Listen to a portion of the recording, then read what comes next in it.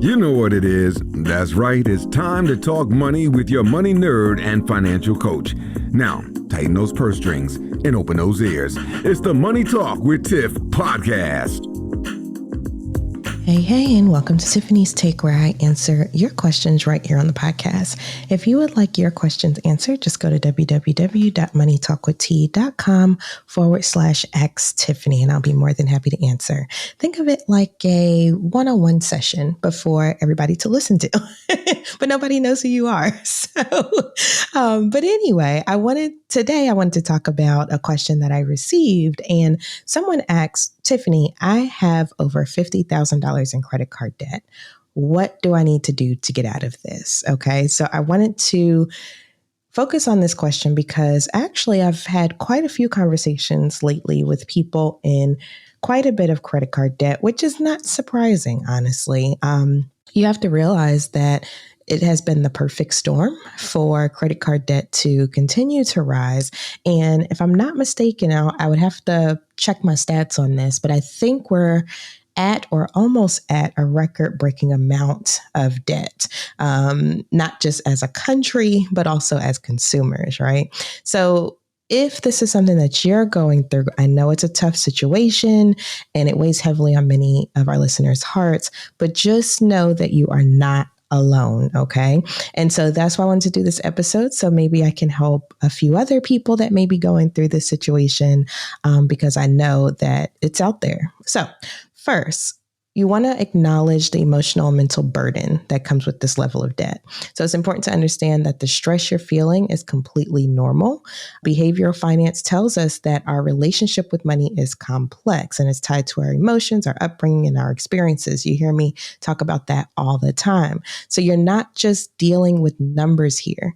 You're also dealing with feelings too. So you need to acknowledge those feelings, and it's even good to maybe even write down how you're feeling about this debt. And one thing that I worked with my therapist on was using a feelings wheel. And you can just Google one, because that's what I did.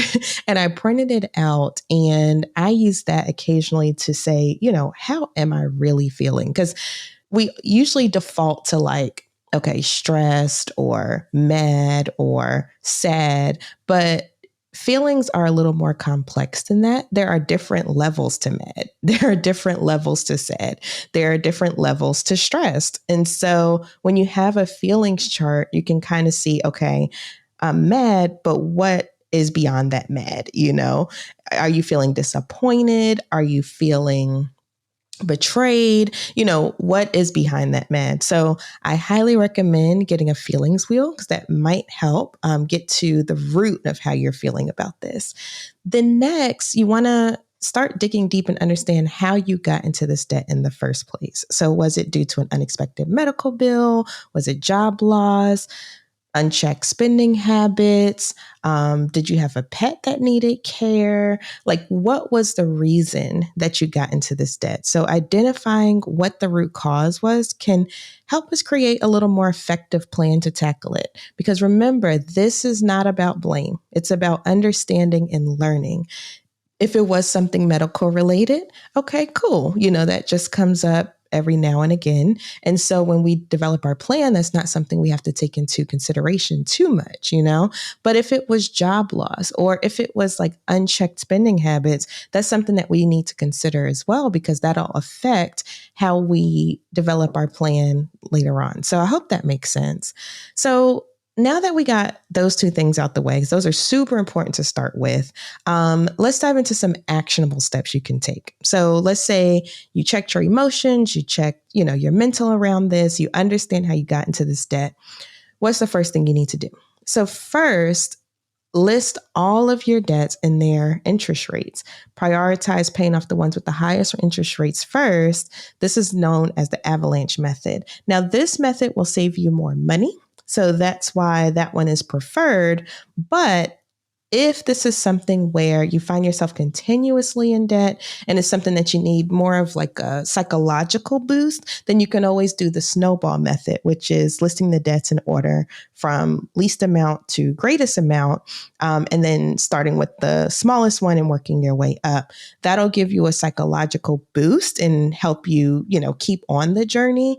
Sometimes if you do the avalanche method, which is the highest interest rates first, it can feel overwhelming because what if your highest interest rate debt is also the highest amount? You'll feel like you're working on that forever.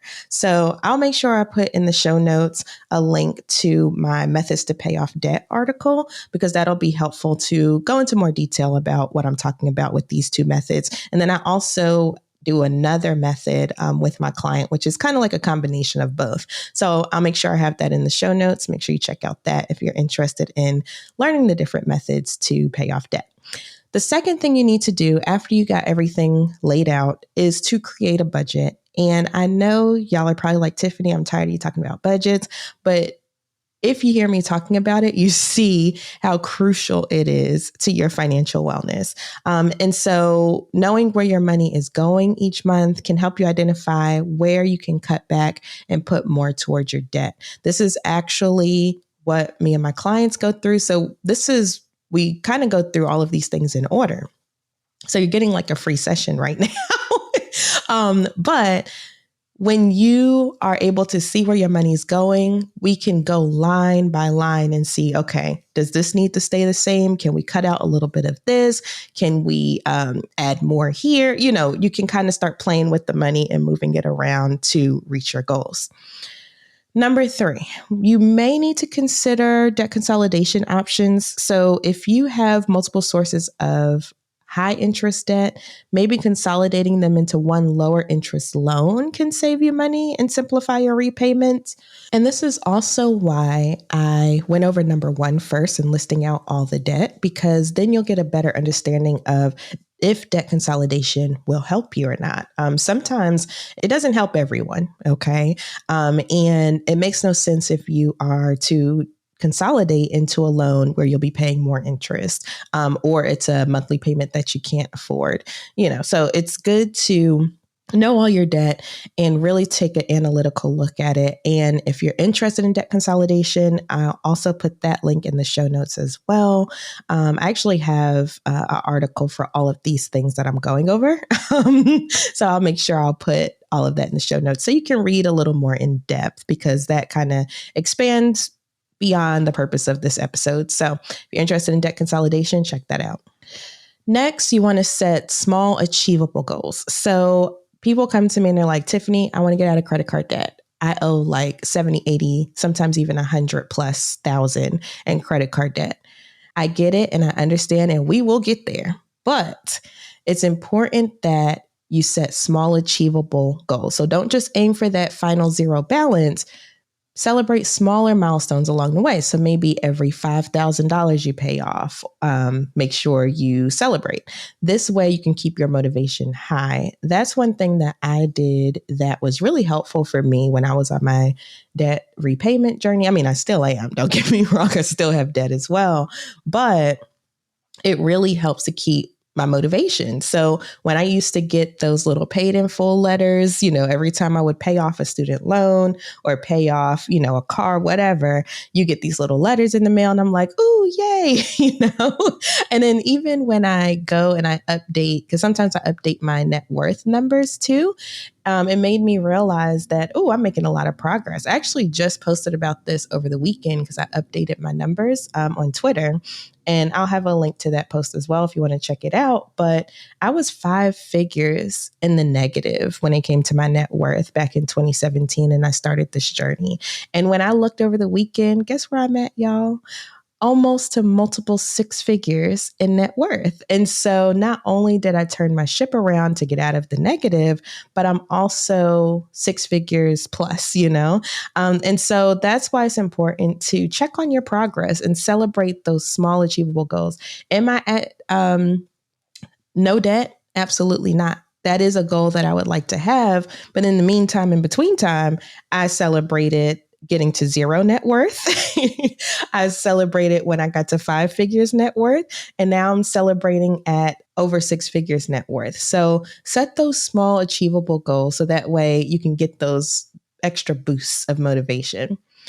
Number 5, make sure you reach out and build a support network. So talk to people that have been in your shoes or consider seeking professional advice. There's no shame in asking for help. And if you listened to the episode last Tuesday, I talked about financial shame and guilt. If you haven't listened to it yet, highly recommend listening to that one as well. But it's important to talk with people that are in the same shoes or talk to people that have seen it before, like myself, and, have the tools that are able to help you, whether it's psychological, mental, or just tactical. Some people, they already have tapped into the psychological side. Maybe they already have a therapist or what have you. And so now they just need the tactical steps to take, right? So talk to someone that's a professional, or see if there's someone in your community or in your network that are going through the same thing. I can almost guarantee that if you have a lot of credit card debt, there's probably someone in your circle that does as well. It's just that nobody talks about it, right? So it's hard to know. But once we start having these conversations openly and more frequently with our loved ones, friends, family, whoever, then we'll understand that, we're more alike than we are different. Number 6, when you do celebrate those milestones, like I said in number 4, make sure you do it frugally, because I want you to celebrate, but remember, do it in a way that doesn't involve excessive spending, because that's how we got here in the first place. So a small treat, a dance in your living room, or even just taking a moment to acknowledge your progress can be enough. And that's one thing that I do with my clients in our meetings. Whenever we have a meeting and they've implemented our plan and they've took the next steps, I'm like, let's take a moment and let's just acknowledge that. It's easy to glaze over it like, okay, I did this, what's next? But I'm like, no. Let's pause on that real quick. Let's celebrate that. Let's talk about how we feel about that.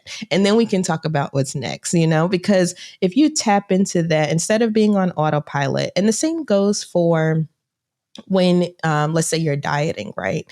There's a lot of information out there about being mindful about when you eat and how that plays a role in lowering your calorie intake. Well, it's the same here. If you're mindful about the progress that you make, then you can use that motivation to get you to the next step. So definitely celebrate those milestones, but do it in a way where it's frugal. Because think about it this way too, y'all.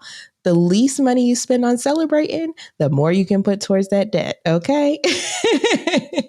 All right. And then number 7, my last thing, well, second to last, is to stay consistent. So paying down debt is a marathon, not a sprint. So stay consistent with your payments, no matter how small they might seem. There have been times where I was paying only the minimum payment on all of my debts because that's all I had at the moment, but I stayed consistent with that. And even if you do that, you don't make too much headway too fast, but you are making some headway, believe it or not. So you can pay a significant amount just by doing the minimum payments over time. But if you wanted to put pedal to the metal, of course, you would have to pay more than that. But as long as you're doing what you can, you're keeping up with your payments, sometimes you hit rough spots, and it's okay to pay the minimum pay the minimum payment. It's okay. But when things get back good, just bump those payments up and get back on track. So remember that the most important thing, and this is the last thing, is to take action. So start today, even if it's just one tiny step, like creating a budget or calling your credit card company to negotiate your interest rates, or figuring out what your goals are for your financials. Take one step today, because every step you take is a step closer to being debt-free. And once you're there, let's work together to make sure you stay there. So learn from your past experiences, build good financial habits, and maintain a healthy relationship with money to avoid falling back into the same debt cycle. So I am here with you every step of the way. I will make sure that I have all the links in the show notes to all the articles about all of these points because I have one for pretty much all of them. So that way, wherever you are in those steps, there's some resources for you. Okay. So Thank you so much for listening to today's episode. And if you are in massive amount of debt, don't worry, you are not alone. I am right there with you, actually. And we are going to work through this together. Now, if you enjoyed this episode, be sure to share it with your family, friends, whoever you think might need it, but also rate, review, and subscribe to the podcast so you don't miss another one. Until next time, bye. Thank you for listening, joining, and being a part of the Money Talk with Tiff podcast this week. You can check Tiff out every Thursday for a new Money Talk podcast. But if you just can't wait until next week, you can listen to previous podcast episodes at moneytalkwitht.com or follow Tiff on all social media platforms at Money Talk with T. Until next time, spend wise by spending less than you make. A word to the money wise is always sufficient.